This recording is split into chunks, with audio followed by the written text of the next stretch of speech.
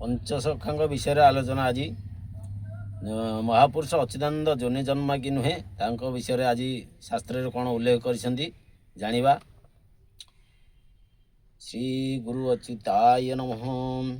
जदि भिडियोटी देखुवे निश्चित उत्साह जागृत करने को मो चैनल को फॉलो सब्सक्राइब करदे। आ सुंदर कमेंट लिखे जय जगन्नाथ बोली भूलें। आसन जानिबा महापुरुष पंचसखांग विषय। साधु सन्थ भक्त मान परित्राण पामर उच्छेद साधन तथा धर्मर संस्थापना निमंते परम ब्रह्म धराधाम अवतार ग्रहण करती। लीला निमंते भगवानंकर परिकर वर्ग मध्य प्रभुंक कार्य साधन रे सहयोग करी समूल करने जन्मग्रहण करती। जुग जुग धरी एहीपरि लीला खेला होई आसुछि। घोर कलिजुगरे पापर भार अत्यधिक हेबारु भगवानंकर अंशावतार श्री चैतन्य देव अवतीर्ण होइथिले। स्वलीलार प्रचार प्रसार निमंते परिकर माने मध्य देशर विभिन्न स्थान रे जन्मलाभ करिथिले। परिकर वर्ग बाह्य और अंतरंग भेदरे द्विधा विभक्त ओडिशार पंचसखा महापुरुष माने श्री चैतन्य देवंकर अंतरंग परिकर थिले। पंचसखांग संबोधरे तेणु शास्त्र कह जाइछि अगम्य भाव जाने जसोवंत गारकटा जंत्र जाने अनंत आगत नागत च्युत भणे बलराम दास तत्व बखाणी भक्तिर भाव जाने जगन्नाथ पंचसखाए ओडिया महंत।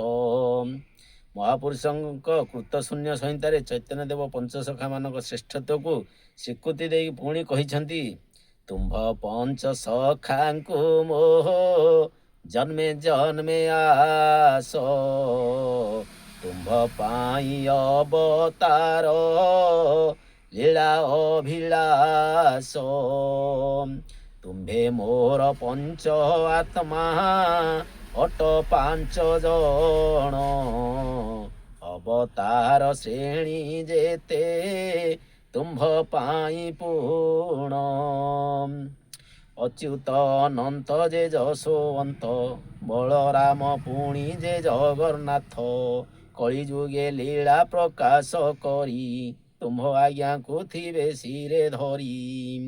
पंचसखा मानक मध्य बयस कनिष्ठ थिले आम महापुरुष श्री अच्युतानंद दास। तांकर मुख्य लीला स्थान कटक जिला अंतर्गत चित्रोत्पला नदी उत्तर तटस्थ नेमाल पद्मवन पीठ।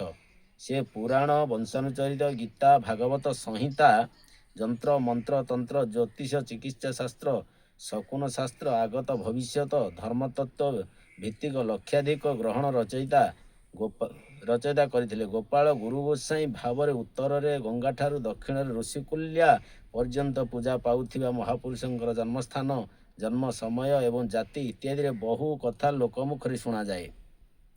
सुआर मूल्य सुआ कहवा न्याय रे गोसाईंकर स्वरचित ग्रंथ मानकरे से निज जन्म विवरणी मध्य देइछंती। वंश परिचय जाति तथा जन्मस्थान इत्यादि प्रांजल भाव में लिखि जाइछंती। केतेक कहती अच्युत जोनि जन्मा नुहंती। तेबे अच्युतानंद कौन कहते शास्त्र उल्लेख कर श्रीमंदिरस्थ गरुड़ स्तंभ निकटरू शिशु अवस्था पाई तांको पिता दीनबंधु तांको लालन पालन करथिले। पुणी जन्मस्थान विषय केते कहती अच्युत जो तिलकणा जन्मी थिले से तिलकणा पुरी निकट रे इत्यादि अनेक कथा कहती। तेबे महापुरुष शास्त्र यही संबंध में महापुरुष स्वग्रंथ उल्लेख करिसेंती।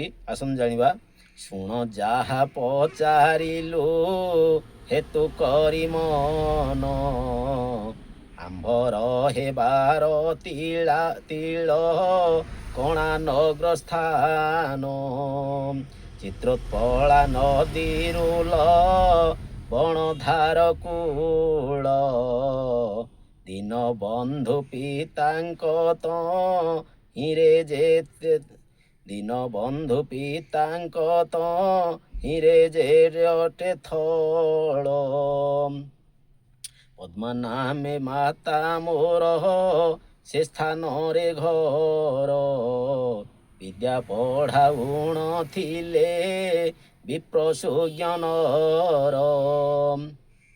पुणी महापुरुष ଗୁରୁ ଭକ୍ତି ଗୀତା ତୃତୀୟ ଖଣ୍ଡ ଦଶମ ପଟଳରେ ପୁଣି ଉଲ୍ଲେଖ କରିଛନ୍ତି। ଆସନ୍ତୁ ଜାଣିବା। ଦୀନ ବନ୍ଧୁ ନାମେ ଖୁଣ୍ଟିଆ ଶୂଦ୍ରର କୂଳରେ ହୋଇବୁ ଜାତ, ବାଞ୍ଛିଲାର ଫଳ ନୋହିବ ବିଫଳ ପ୍ରତି ଅଂଶେ ଲାଭ ସୁତ। ହେମନ୍ତ ନିୟତ ପୂର୍ବର ବୃତ୍ତାନ୍ତ ଆଜ୍ଞା ଦେଲେ ଭଗବାନ, ଜନମ ହୋଇଣ କେତେକ ଦିନେଣ ନୋହିଲା ସୁତ ନନ୍ଦନ। ଲଭ ତୁ ବାଳକ କିଛି ଯେ କାଳକ ମନର କଳ୍ପନା ପାଅ, କାଲି ପ୍ରଭାତରେ ପହଡ଼ ଧୂପରେ ଗରୁଡ଼ ପଛକୁ ଚାହଁ। ହୋଇବ ଯେ ସୁତ ତୋତେ ସେ ପ୍ରାପତ ତାକୁ ଯେ ଆଜ୍ଞା ହୋଇଲା, ସ୍ୱପନ ଚେତିଣ ସେ ଅଙ୍ଗ ବସ୍ତ୍ର ଘେନି ଖୁଣ୍ଟିଆ ବେଗେ ଧାଇଁଲା। ଗରୁଡ଼ ଆଗରେ ପ୍ରଭାତ ଧୂପରେ ଲୋକ ଗହଳ ହୋଇଛି, ଦିବ୍ୟ କଳେବର ହୋଇଣ କୁମାର ପ୍ରଭୁଙ୍କ ଆଗେ ଖେଳୁଛି। ଦେଖନ୍ତେ ବାଳକ ହୋଇଗଲା ଗୋପ୍ୟ ଆଜ୍ଞା ହୋଇଥିଲା ଯାହା, ଶ୍ରୀକୃଷ୍ଣ ନିର୍ବାଣ ପଦକୁ କେ ଅବା ମେଣ୍ଟିଣ କରିବ ତାହା।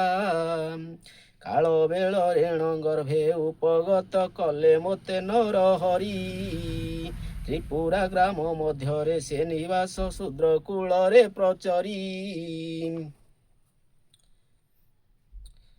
ତ୍ରିପୁରା ଗ୍ରାମ ମଧ୍ୟରେ ସେ ନିବାସ ଶୂଦ୍ର କୂଳରେ ପ୍ରଚରି।